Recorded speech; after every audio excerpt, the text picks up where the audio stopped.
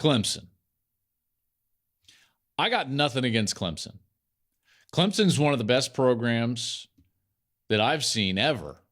What they've done in this era under Dabo Swinney has been phenomenal. I've loved watching them play. They have a really unique culture, and it's a culture in which guys will stay, not leave early to the NFL. You rarely, although it's not, it doesn't never happen, but you rarely see players transfer away from Clemson. This last year was the first time we saw assistant coaches leave. Obviously, Venables to OU. The success they had was unprecedented. Now, it also coincided with another run of unprecedented success in Alabama. So you might be asking the question right now, Joel, why are you heaping praise on Clemson? Well, it's because I'm about to throw something out there that they might not like. And that is, please God, no Clemson in the playoff this year. And again, that's not personal. That's not personal at all. I just think that when you look at these scenarios and you start thinking to yourself, like, is it plausible that USC wins all three of their games? Maybe, maybe.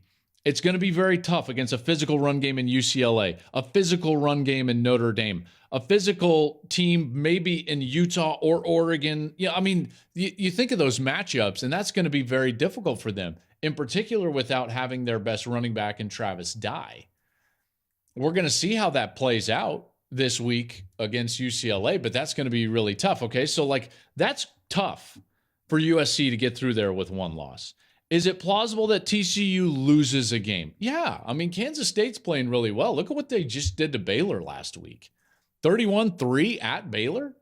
I know Texas was able to beat them, but they absolutely thumped Oklahoma State. They thumped Baylor. I don't think it's a shoo-in that all of a sudden TCU is just going to run the table. Now, I think TCU is really good. I think their offense is really good. They were down double digits to Kansas State at home. And Kansas State was really struggling with the health of their quarterback. They've figured that out. Will Howard has played really well as the backup. So, is it plausible that TCU could lose a game? Yeah. Big Ten East, definitely going to have one loss out of Ohio State or Michigan. And then Tennessee. So,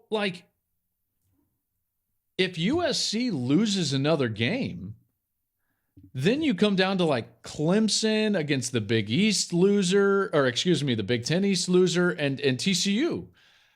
And there's a real clear path for Clemson as well as a champ in the ACC. And listen, I don't know.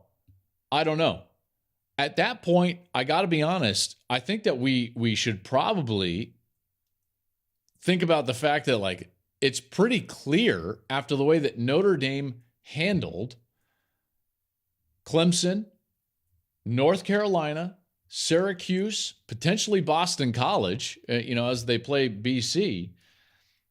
They're listen, Ohio State's win over Notre Dame, right? That's going to carry the day for the Big Ten, right? At some point. So are we looking at maybe in that scenario, should we be arguing that two Big Ten, two SEC teams would probably make the best playoff? Probably, because Clemson's not very good. This feels a lot like the 2014 FSU team with Jameis Winston. That was just not a great team. They got into the playoff kind of because, and then they got thumped by Oregon. Now, one quick nugget before we move on, and I want to get to this next thing because I think it's really cool and I think it's really important for the future of the sport. In the scenario that I painted here, remember, the only two teams that were champions that are in this debate are Clemson as a one-loss champ, USC as a one-loss champ in that scenario that I was kind of throwing out there. So far in history, only one Power 5 conference champion that only had one loss was not included in the playoff. I think I said that right. I think. That was Ohio State in 2018. So some precedent there. And we would see how this committee would actually handle those champions in that scenario.